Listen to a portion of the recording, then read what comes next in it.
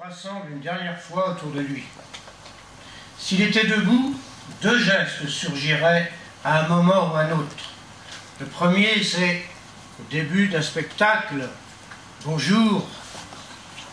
Bonjour. Le deuxième, c'est quand la salle est chaude, il venait devant son public, les bras ouverts, comme ceci.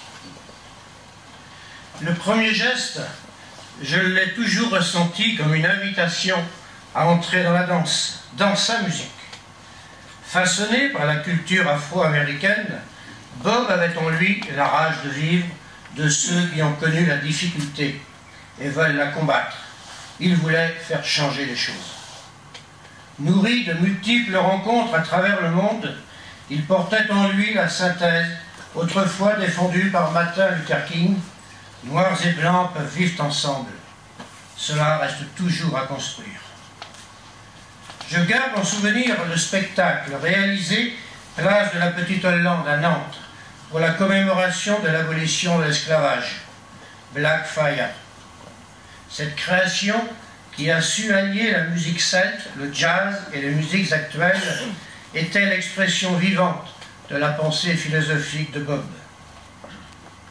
Le deuxième geste, souvent répété, je le recevais comme une incitation à l'ouverture aux autres et au partage.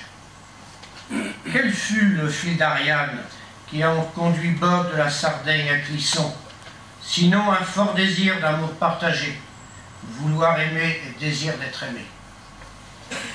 À son arrivée à Clisson, Bob a déployé une forte énergie pour partager sa culture et son talent.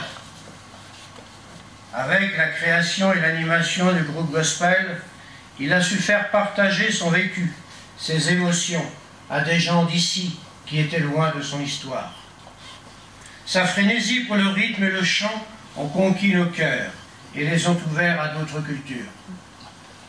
Ce désir de partager, de faire connaître, Bob l'a traduit en pédagogie, en initiation et en accompagnement.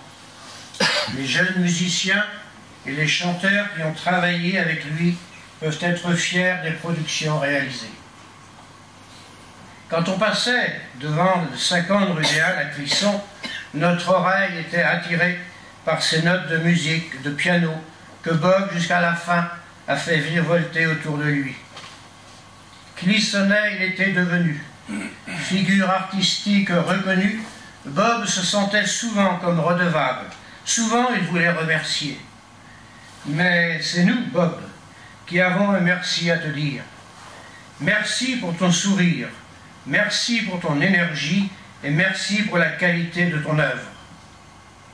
Comme la lumière d'une étoile disparue nous éclaire longtemps, ta musique, Bob, va nous accompagner sur la route de la vie. Au revoir, Bob.